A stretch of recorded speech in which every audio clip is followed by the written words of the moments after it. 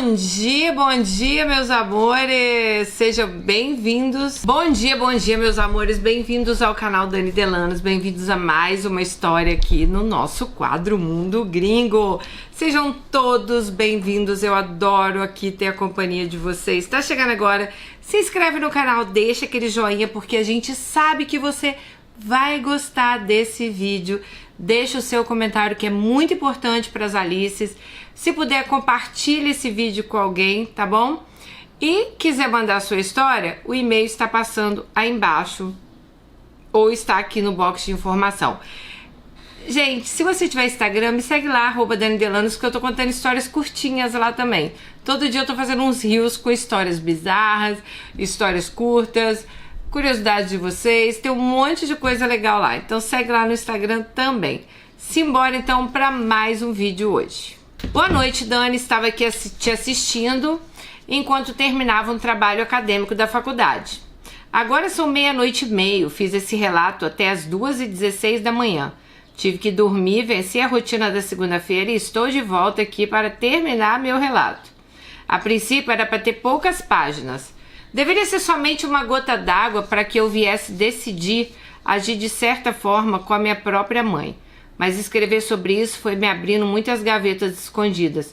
Então me permiti expressar o que eu tenho dentro de mim nesse aspecto de vida. Estou na minha 3ª graduação atualmente. E sim, eu amo estudar. Me realizo, estudo inglês. Não sou tão boa porque tenho timidez para falar.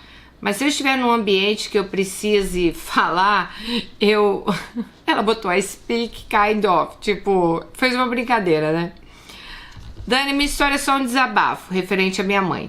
Senti vontade de falar sobre isso. Eu não sei bem o motivo, mas me senti à vontade para te contar um flash da minha vida e mostrar para uma parte do mundo, que são seus seguidores, que nem toda mãe é realmente uma mãe. Eu sou uma mulher de 40 anos, casada com um marido daqueles raros de se encontrar. Nossa rotina é um encontro de almas. Nós nos damos muito bem. No quesito casamento, eu consegui quebrar o ciclo de patrões doentios das minhas parentelas, tanto da parte paterna quanto da parte materna. Como dizem os antigos, eu me casei bem. Meu marido é maravilhoso para mim e a gente se cuida e se protege. Casei no papel após 5 anos de namoro, mas já morava com ele desde antes de assinarmos o papel. Para ser mais exata, fomos morar juntos com 3 meses de namoro. Eu tinha 24 anos na época, então de papel passado são 11 e de história temos ao todo 16 anos. Eu sou muito feliz e ele também. Enfim, eu estou aqui para te contar que eu deixei de manter contato com a minha própria mãe. Eu evito falar sobre o assunto porque, apesar de sabermos que nem todas as pessoas que parem um filho são mães, a sociedade ainda é muito hipócrita e julga as pessoas que se desprendem das amarras de mães tóxicas. Eu não sei te dizer se minha mãe é narcisista porque eu tenho ojeriza da romantização desse termo e da banalização do uso dele. Nem todos que fazem mal ao próximo são cruéis ou narcisistas. Às vezes são cretinos e canalhas mesmo. Isso vale para qualquer pessoa, seja amigo, parente, pai, mãe, irmão ou irmã. Pessoas podem ser uma droga na nossa vida. Podem nos prender em amarras invisíveis e para isso não necessariamente precisa ter um diagnóstico psiquiátrico. Costumo dizer que tem gente que tem a doença da falta de sentimento e da preguiça. Quanto a isso, não tem tratamento. Dani, como mencionei, eu não sei dizer se minha mãe é uma narcisista ou se ela é ruim mesmo. Vou te contar uma história que aconteceu quando eu era adolescente. Eu tinha de 14 para 15 anos e vivia numa residência da qual minha mãe mantinha a mim, minha irmã 1 ano mais nova e nosso irmão 5 anos mais velho. Porém, esse irmão ele tinha uma doença, a falta de vergonha na cara. Você vai entender por que eu estou dizendo isso. Eu trabalhava desde os 8 anos. Eu costumo dizer que era trabalho porque aprendi a fazer artes manuais desde nova e comecei a bordar com lã muito cedo. Eu fazia trabalhos lindos e comecei a receber por eles. Como tínhamos uma situação análoga à miséria, eu queria trabalhar. Minha irmã também queria, mas ela buscou outra forma de sair da miséria e foi se casar jovem, menor de idade. Felizmente, ela ainda está casada e aparentemente feliz. Mas minha irmã é jovem, ela tem 39 anos e tem 25 anos de casada. Pasmem. Minha irmã se casou com 14 anos de idade. Morou junto com meu cunhado por 4 anos até completar a maioridade e assinar os papéis. Eu nunca entendi os motivos que levaram ela a sair de casa daquela forma. Eu sou 1 ano e alguns meses mais velha. Tínhamos as mesmas pretensões de morar só nós duas, visto que a nossa vida era um inferno dentro de casa. Mas nada me prepararia para saber o que hoje eu sei. Dani, minha irmã, se casou e ficamos morando naquela casa precária, eu, minha mãe e meu irmão. Eu mal ia em casa, pois sempre fui 2 séries adiantadas. Hoje em dia, não pode adiantar o aluno, mas antigamente podia, né? Se você fosse muito inteligente, botava na série da frente, né? Então, quando eu completei 15 anos, eu já cursava o 3º ano do ensino médio. Isso foi fenomenal para mim. Eu trabalhei meio período até concluir o 2º ano, estudava pela manhã e trabalhava à tarde. E mesmo com 14 anos, eu tinha muitas atividades à noite. Eu fazia curso de idiomas, tinha atividades na congregação e tinha resenhas com as amigas, que eram mais velhas. A maioria já tinha 18 anos. Então elas dirigiam e a gente viajava nos finais de semana. Para mim isso era um alento, porque quanto mais longe eu ficasse de casa, melhor para mim.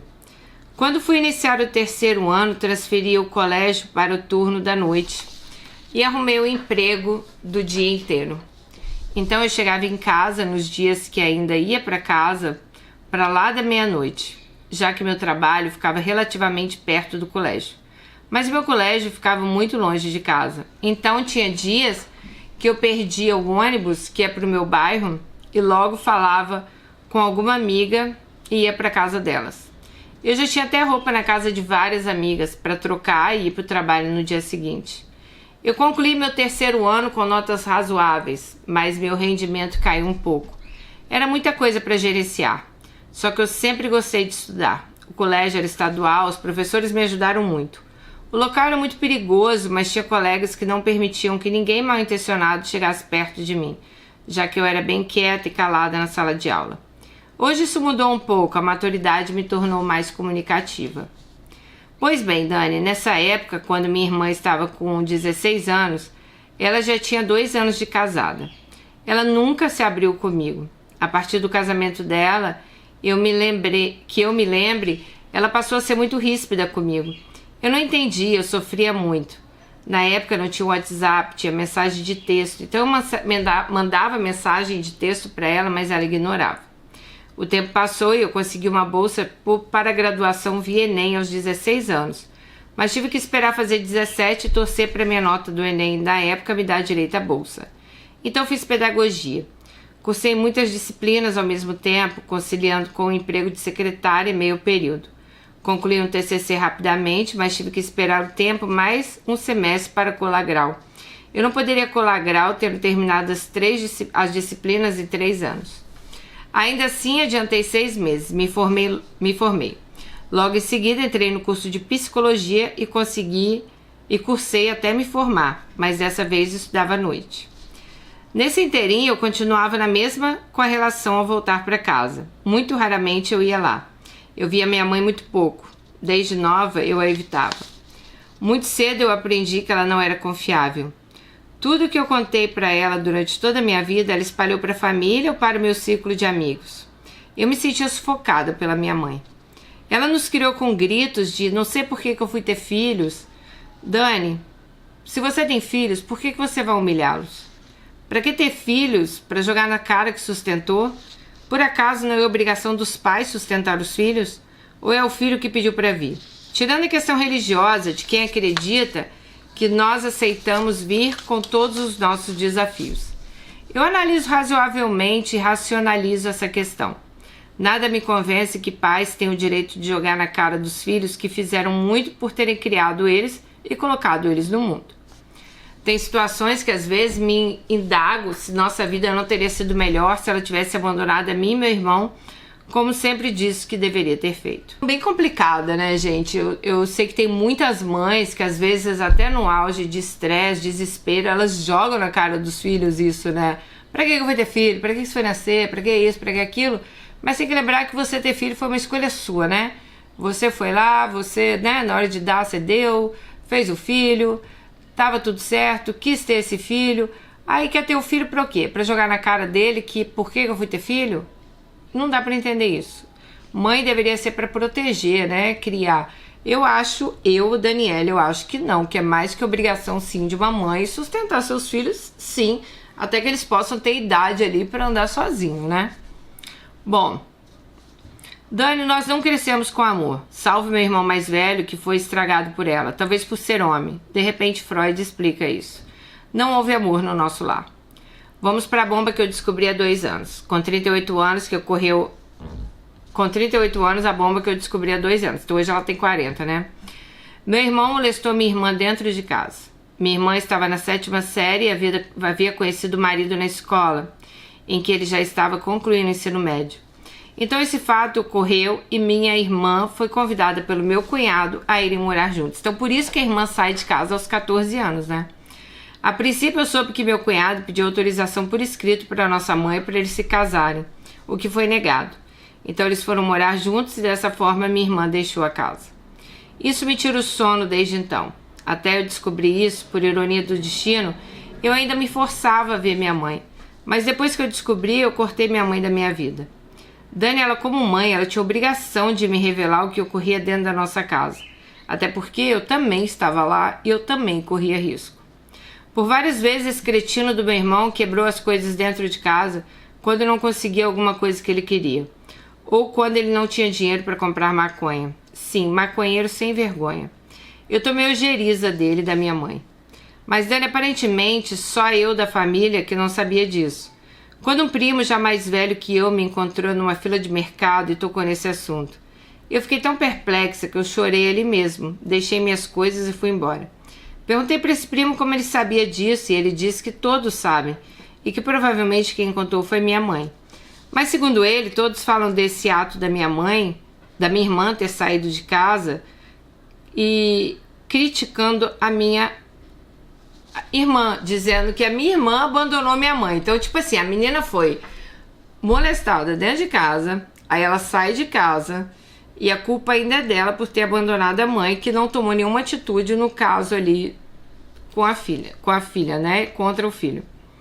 Dani, minha irmã era uma menina cheia de sonhos, sabe que ela passou por isso e eu não pude dar a ela o apoio que ela merecia.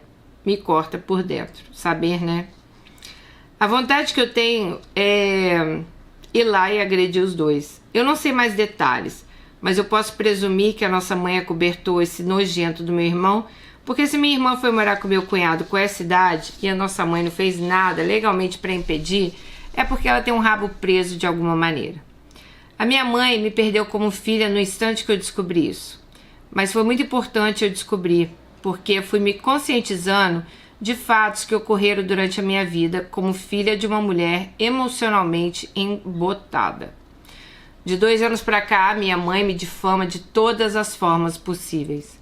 Ela me compara com meus parentes paternos, diz que eu sou ruim como meu pai.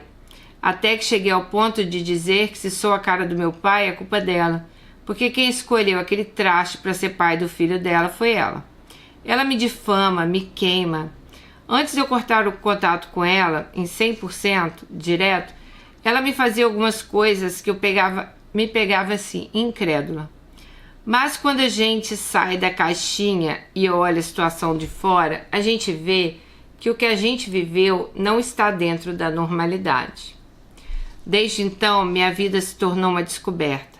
Mas Dani, das coisas que eu mais detesto na minha mãe é a forma como ela tratou minha irmã, que me machucou muito. Como ela pode ter acobertado um desocupado, adicto, em detrimento da sua filha, menor de idade, que carecia de proteção?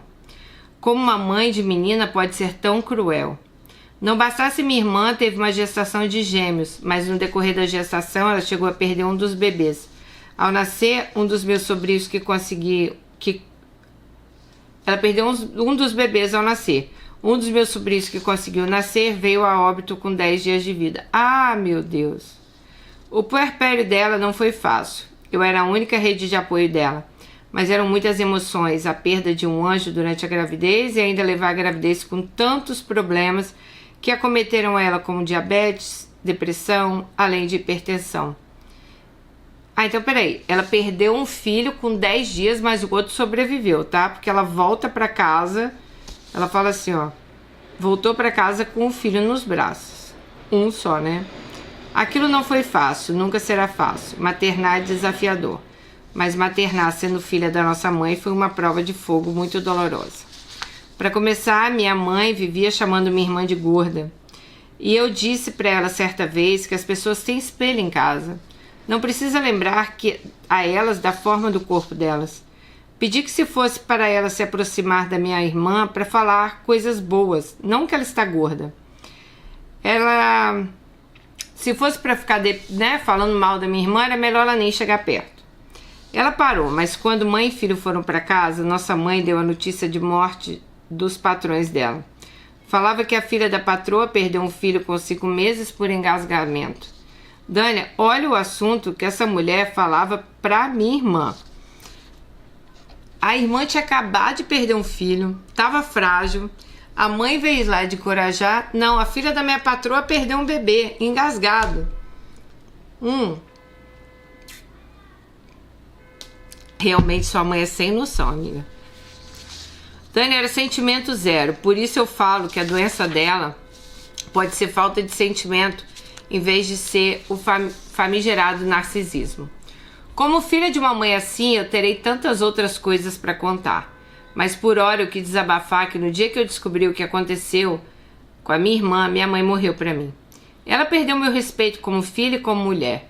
Ainda que não fosse um filho meu, eu jamais acobertaria ou permitiria que outra mulher convivesse dentro de casa com o filho sem alertá-la. Aliás, ela deveria ter denunciado ou ter chamado a vingança da periferia. Até no mundo do crime há condutas inaceitáveis e essa é uma delas. Eu não sou mãe, eu não tenho desejo de ser mãe, mas sou uma mulher bem resolvida. Eu sei que essa falta de desejo de ser mãe é fruto da vida difícil que eu vivi, emocionalmente falando. Mas também é fruto de muita análise e reflexão sobre a responsabilidade de colocar um filho no mundo e criar um filho no mundo como esse. No mais, eu também faço como uma de suas Alices. Eu escolhi meu marido observando, entre outras coisas, se ele poderia ser um bom pai, ainda que eu não quisesse ser mãe. Mas eu sempre tive para mim que um bom marido seria aquele que trata os outros bem, que respeita, que é educado. Meu marido é um gentleman, educadíssimo, inteligentíssimo, que demonstra dia sim, dia também o quanto ele me ama e admira. A história dela é grande, eu vou dar um adendo aqui, porque essa Alice, quando contou essa história que ela sempre escolhia um homem para ser um pai do filho dela, eu até conversei isso com a Sabrina numa live que a gente fez, né? Que uma de vocês perguntaram assim, qual a primeira coisa, psicologicamente falando, que eu teria que observar numa pessoa, porque hoje a gente tá no mundo, né? É tanto narcisista, psicopata, bipolar. Gente, tantas coisas que acontecem. Só que assim, tem pessoas que se tratam. Eu já tive problemas mentais, né? Tive ansiedade, tive crise do pânico. Mas as pessoas se tratam. Tem pessoas que não se tratam. E isso fica cada vez mais difícil, né? Então, a Sabrina falou assim, olha, a primeira coisa que você tem que observar num homem, né, tirando aqui como ele seria um bom pai para o seu filho, é como ele trata pessoas que estão abaixo dele.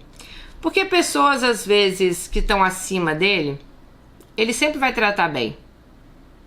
E é verdade.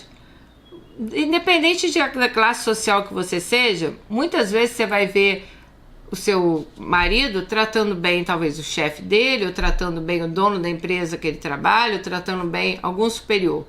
Mas como ele trata pessoas que estão abaixo dele, né?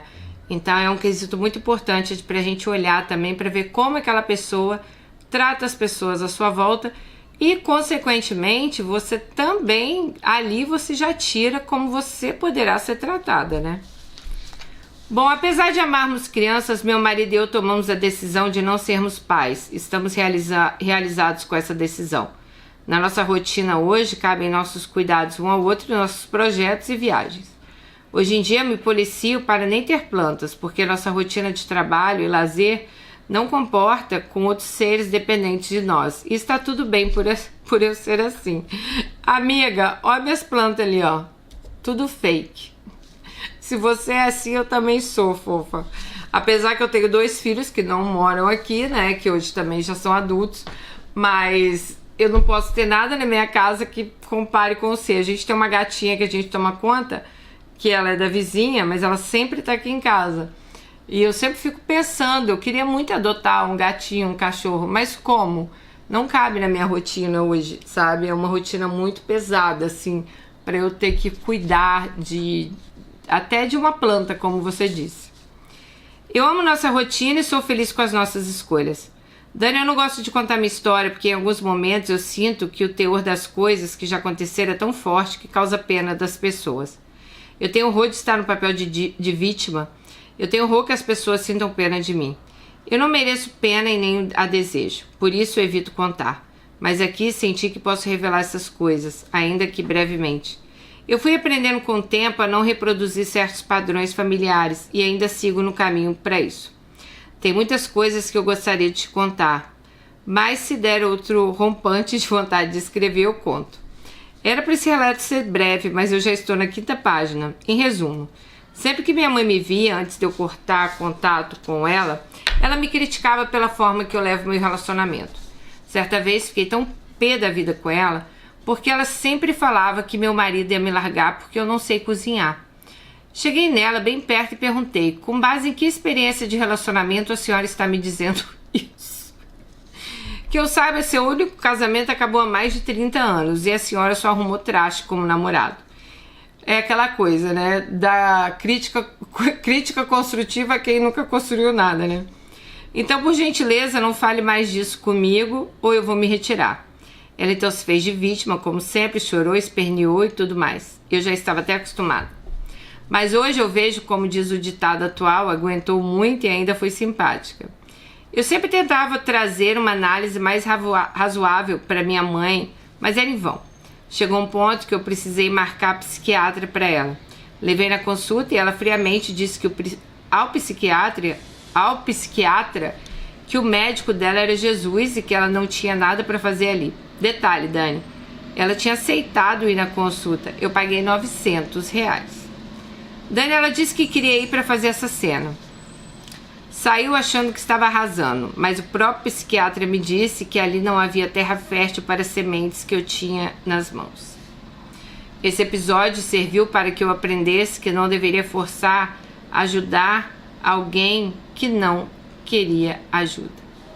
Ela não se reconhece, Dani. Ela jura que tem passe livre para ser bruxa cruel e má. Para quem é de fora, ela é ótima. Ela resolve os problemas de todo mundo. Ela é a melhor mãe do mundo porque criou os filhos sozinha. Mas as pessoas que acreditam nas falácias dela nem imaginam o demônio que ela é dentro de casa. Às vezes que eu via minha mãe ao telefone com os parentes, eu quase surtava. Gente, era tanta falsidade. Certa vez eu esperei ela fazer as intrigas dela entre as irmãs ao telefone e quando ela desligou eu cheguei nela e perguntei se ela não tinha vergonha na cara de fazer aquele papel baixo, causar intriga entre as irmãs. Ela me bateu, gente, me deu um tapa. Eu não mencionei, mas na infância apanhamos demais.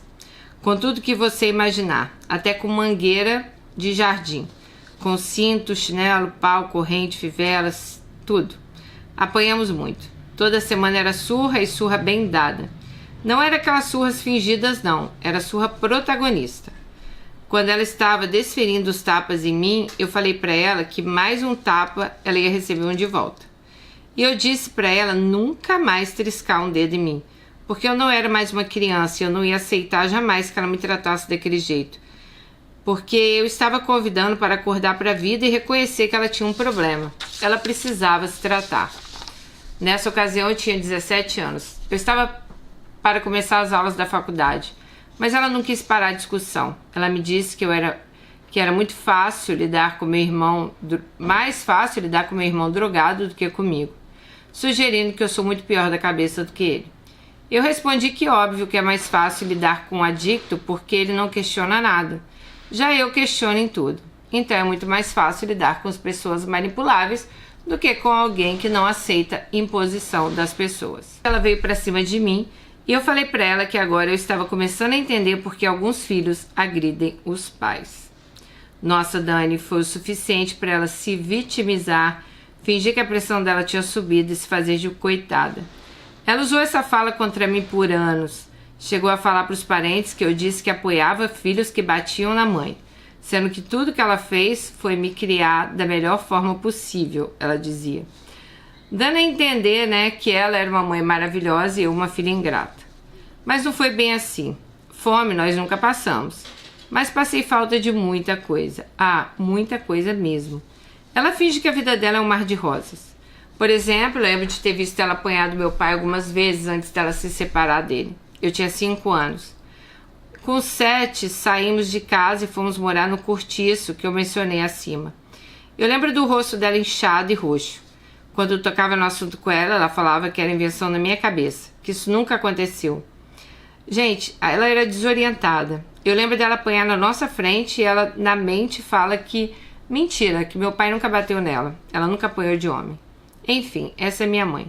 Esqueci de mencionar, já que a ideia do resumo foi com Deus, né? Que tudo que ela me via usando, primeiro ela desdenhava, depois ela queria usar. De calçado às roupas. Até o corte de cabelo ela me copiava, mas antes ela colocou defeitos. A primeira vez que eu fiz um corte Chanel, eu achei que ficou lindo em mim.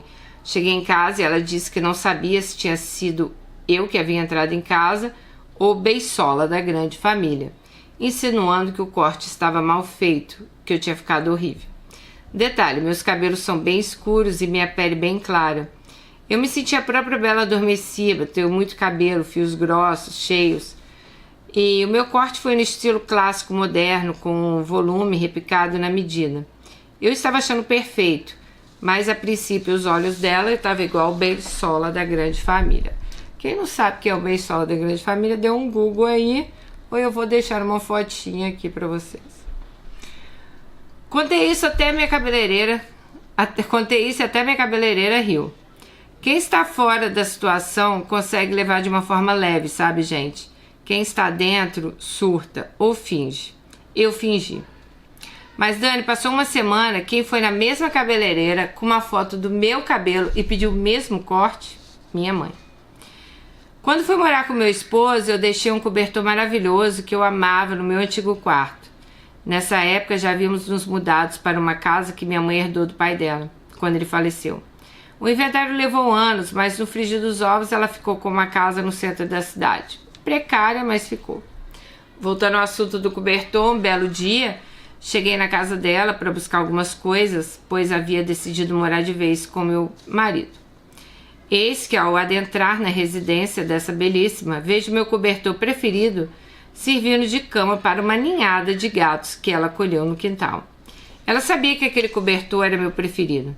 Ali eu vi uma ruindade nela. Quando entrei no meu ex-quarto, percebi que muitas roupas minhas tinham sido usadas, meus perfumes não estavam lá, a cama havia sido trocada, móveis meus como escrivania e mesinha de cabeceira nem existiam mais.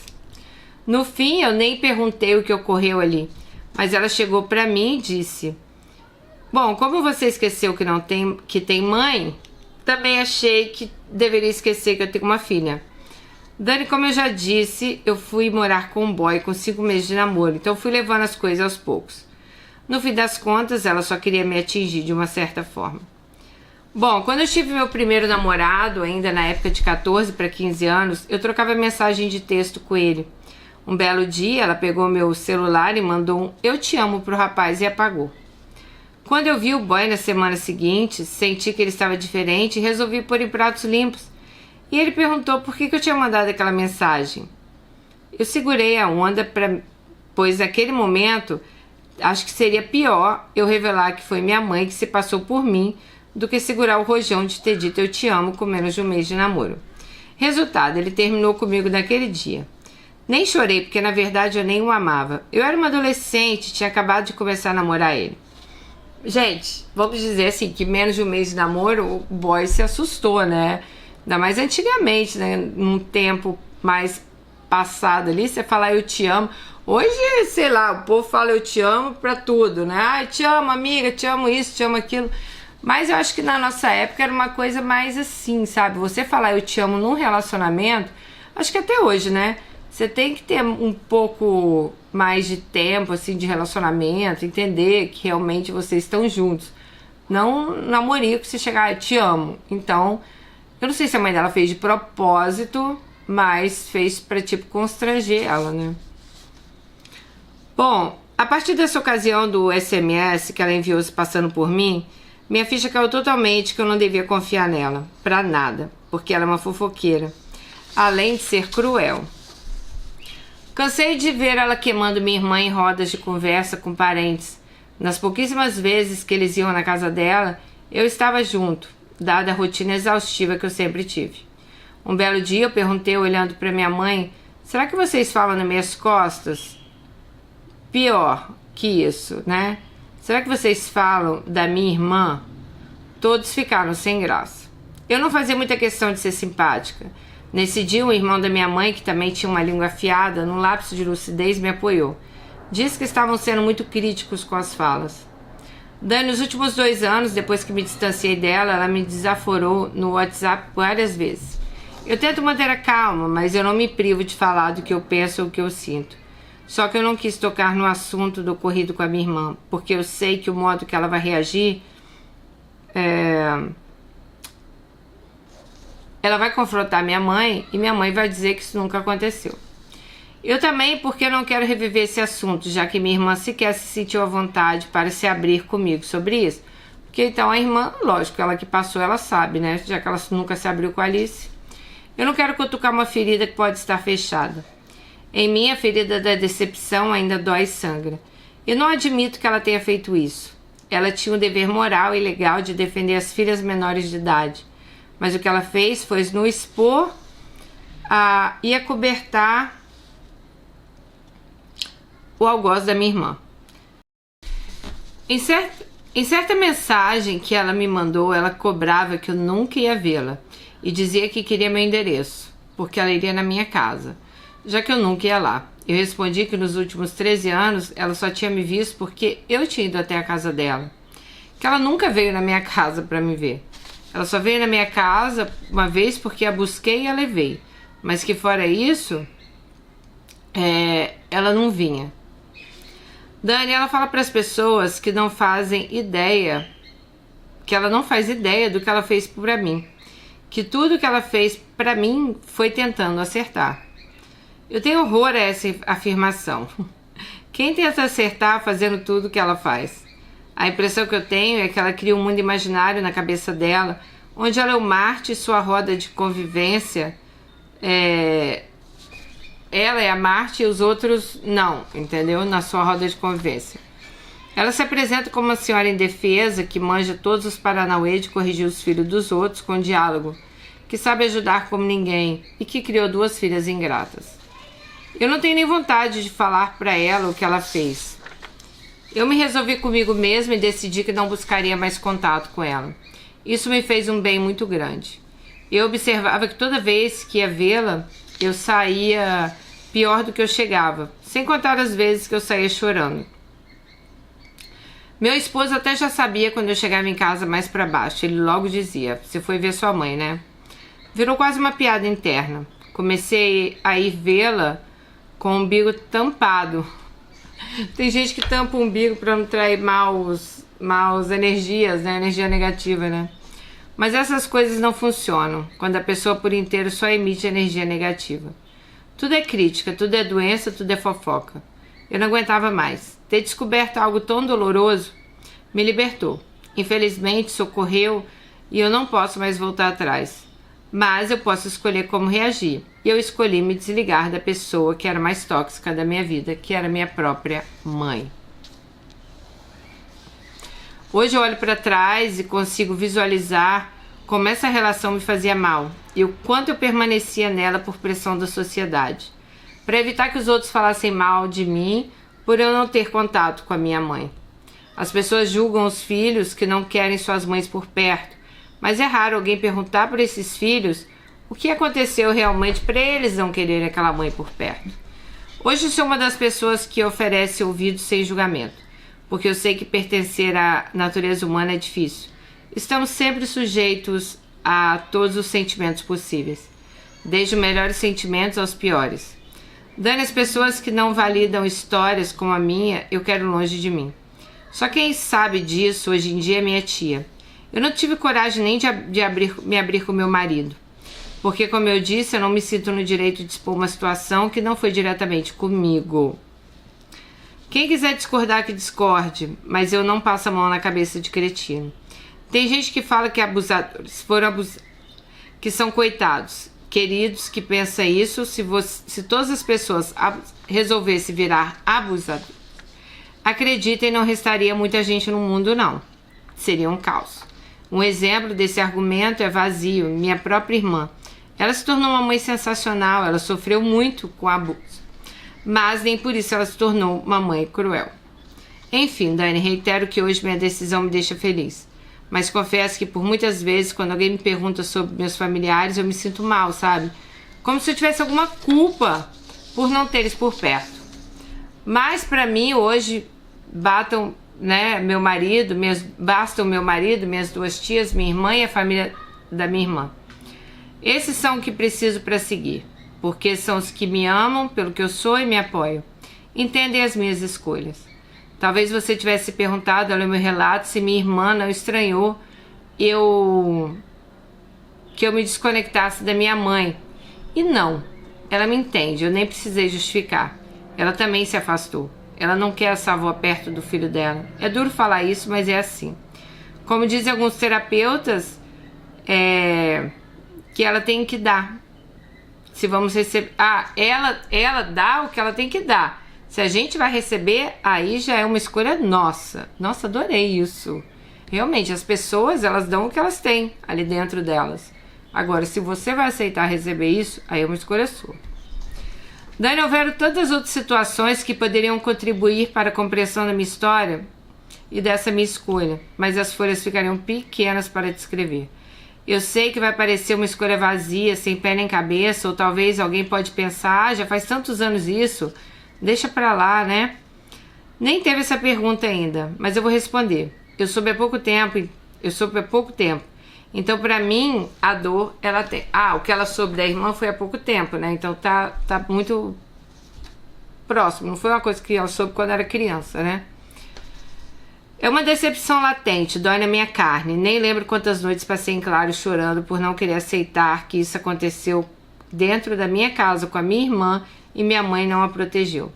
Para mim é como se tivesse acabado de acontecer e ainda tenha ocorrido. Dani, essa mulher que Deus me deu como mãe, talvez precisasse me ensinar como não é ser mãe, sei lá. Eu sei que eu agradeço pela vida que ela me deu e, como mencionei, agradeço que ela tenha nos criado. Ela poderia ter abandonado, poderia ter deixado em casas alheias, mas não. Eu sou grata por isso, só que uma coisa não anula a outra. Ela nos criou sim, mas foi da forma que ela conseguiu. E foi sem nutrir emoções saudáveis. Então nós todos crescemos de certa forma com essa deficiência social. Falando por mim e pela minha irmã. Nós fomos aprendendo com amadurecimento e como demonstrar as emoções. Fomos nos abrir para aceitar abraços e correspondê-los depois de adultas. Veja como é importante o afeto no convívio familiar. Talvez esse relato sirva para alguma mãe enxergar como pode ter sido com seus filhos e tentar melhorar. Ou sirva para uma outra mãe com essas características, para que vocês entendam que não somos obrigadas a manter o convívio com alguém pelo simples título de pai e mãe. Hoje eu estou perto de quem me ama e de quem me respeita. Isso eu nunca senti por parte dela, Dani. Eu sei que você, como mãe, deve ser difícil entender e ler essas palavras. São palavras duras, mas para mim elas são necessárias e são a realidade. É assim que é. Eu não pude mudar a situação, então eu mudei a mim mesma. Eu só gostaria de deixar meu agradecimento a você pelo trabalho que você faz e agradecer seu irmão por selecionar as histórias.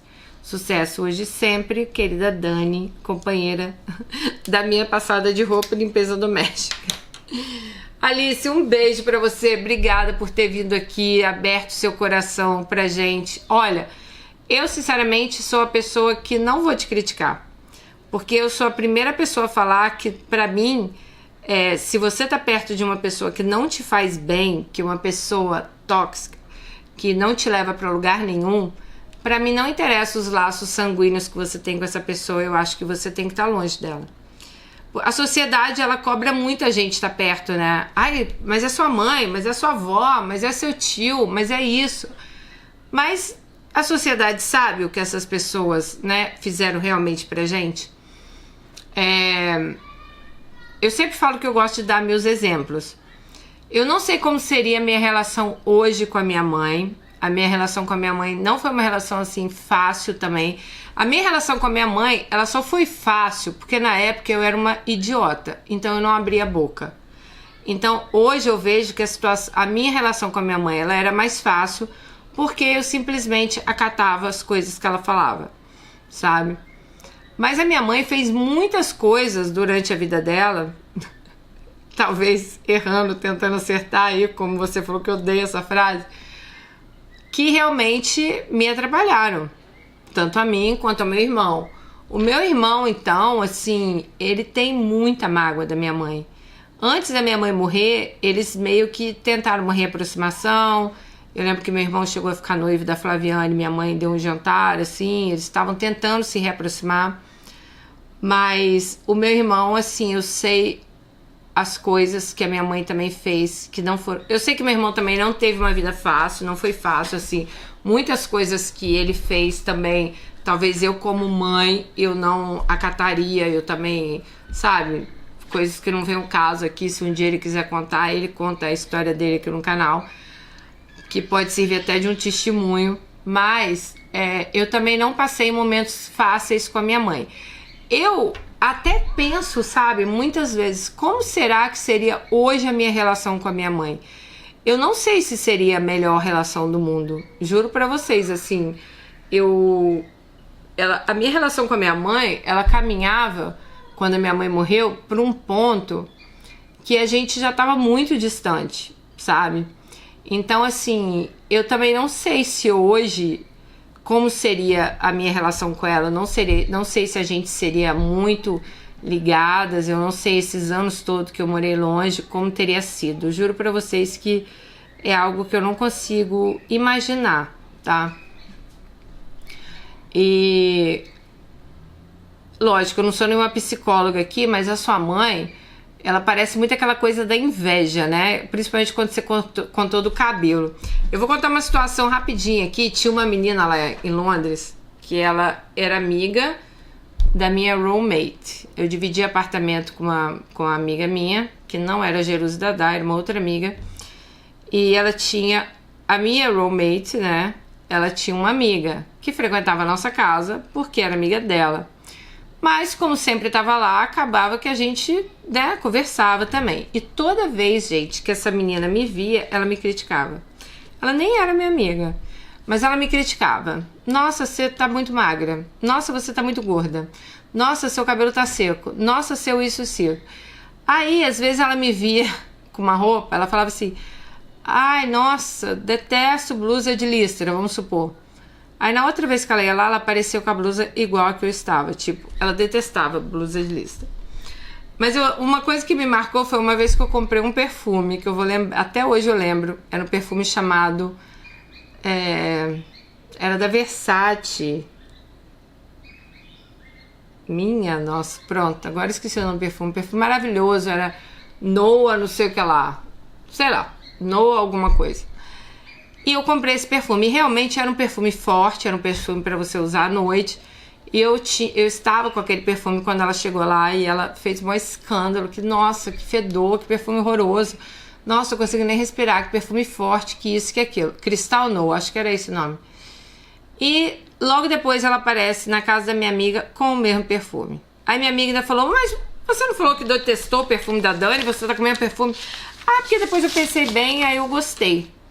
Então, assim, a sua mãe, eu tava lendo a história, me lembrou muito ela, sabe? E eu sempre tinha tido aquilo como inveja. Eu falava, porra, cara, essa mulher é muito invejosa. Então, assim... E tem muitas mães que têm inveja, né? Da própria filha, né? Vocês estão vendo aquele caso daquela sinhazinha de Manaus que morreu, a Dija? Que a mãe dela, ela, o irmão, faziam parte de uma seita, circularam vários vídeos na internet. Esse caso me pediram para trazer no canal, gente, mas eu juro para vocês que toda vez que eu vejo esse caso, sei lá, cara, me dá um gatilho, me dá uma dor de cabeça, eu não sei o que é, então eu não consigo trazer ele aqui no canal. Mas uma coisa que eu prestei atenção nesse caso é o seguinte, ali a menina morreu de overdose, a filha, né, a Dija, de 32 anos. E dizem que a mãe e o filho, né, ela, a mãe e o irmão, no caso, todos eles eram viciados em cetamina, que é uma droga aí que a pessoa usa até como anabolizante. Mas o que me chama a atenção naquele vídeo é que todos os vídeos que eu vi da mãe dela, a menina e o filho estão travados. Tipo assim, tem um que o menino tá na cama assim, ó. A menina não consegue nem falar. E a mãe dançando em frente ao espelho. Aí eu ficava me perguntando, cara, será que essa mãe se drogou ou só drogou os filhos, fingiu que tinha se drogado? Porque me faz pensar essas coisas. Porque se tá todo mundo ali tão travado com a droga, como que essa mulher me aparece ali maravilhosamente bem, com os filhos atrás, gente, tudo drogado, e ela fazendo altos videozinhos no espelho, assim, coisa de maluco mesmo, sabe? Sério, gente, toda vez que eu vejo essa história da Dija, se você não sabe o que eu tô falando, gente, bota aí no YouTube, Sinhazinha do Boi Bumbá, Dija Cardoso, que vocês vão achar a história. Eu levo a crer que aquela mãe era narcisista, sabe? Inclusive porque a mãe, ela participou de vários concursos de beleza quando era mais nova, mas parece que ela nunca ganhou nada, ela nunca foi para lugar nenhum. E a filha sim, né? Ela participava de concursos de beleza, ela foi a Sinhazinha do Boi Bumbá, da festa do Boi Garantido, né, em Parintins, que para eles ali da região, quem é do norte aí, é uma festa muito, muito, muito importante, né? Muito popular. Então a Dija, ela tinha um destaque ali naquela festa e parece que a filha conseguiu ser tudo que a mãe quis ser um dia. E a mãe dela, gente, claro, eu também tenho 50 anos, eu também uso short, eu também uso biquíni, eu também malho, eu também quero estar com um corpo bom. Mas a mãe dela parecia que estava sempre ali querendo se autoafirmar. Tanto que nos vídeos caseiros aí, que tem vários lugares, tá, gente? Se vocês procurarem, a mãe tá sempre de shortinho, de mini blusa, tá com corpão, né? Usa esse monte de droga aí, anabolizante, essas coisas. Mas, assim, tá sempre querendo se autoafirmar. E segundo consta, quando a menina teve essa overdose, ela passou muito mal à noite, né? E eu pensei, gente, por que essa mãe não chamou uma ambulância? Porque a mãe, pelo visto, não estava drogada, não estava no estado da filha. Então, assim, é uma coisa que me leva, sabe, pensar que parecia que aquela mulher queria ver a filha daquele jeito. Parecia que ela não queria ver a menina bem. Porque pelos vídeos que eu via, a mulher tá sempre... Quem viu aí concorda comigo, deixa aí nos comentários. A mulher tá sempre aparentemente bem. Ela pode ter um distúrbio aí mental, né, de loucura na cabeça dela, mas aparentemente, fisicamente, ela tá sempre bem nos vídeos. Os filhos que estão, vamos falar, né, acabados ali. Então eu acho que é tudo muito estranho. A gente sabe que tem muita competição de mãe e filha, então quando você conta a história aí do cabelo de beisola, tanto que ela vai lá depois e corta igual o seu, né, então isso nos leva a crer que é uma inveja também, sabe? Amiga, quem sou eu para te julgar?